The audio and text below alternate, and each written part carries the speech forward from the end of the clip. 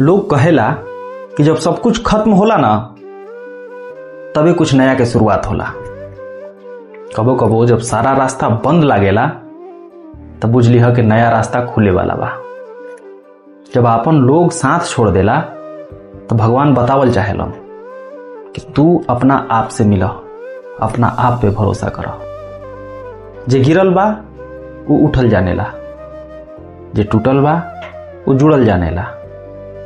हार के मतलब हारल ना होला, मतलब होला अपना भीतर उतरल। अंधेरा से मत डरो, काहे कि अंधेरा में ही सूरज के जन्म होला। तू आगे बढ़ते रह, चलते रह। जे रास्ता बनावेला वो हार माने से इनकार कर देला। मुस्कुरा दोस्त, मुस्कुरा, काहे कि पिक्चर अभी बाकी बा, बहुत बाकी बा।